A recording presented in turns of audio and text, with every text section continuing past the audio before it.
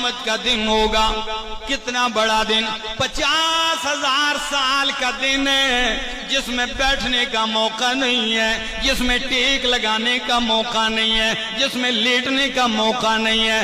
غور تو کیجئے, سورج سوا نیزے پر ہے, دماغ کھوپڑیوں میں ابل رہا ہے, زمین تانبے کی ہے, ہر آدمی پسینے میں ہے, کوئی ٹخنے تک, کوئی گھٹنے تک, کوئی ناف سینے تک, کوئی پورا ہی ڈوبا ہوا ہے, پسینے میں شرابور ہے. سارے حیران ہیں کیا کریں.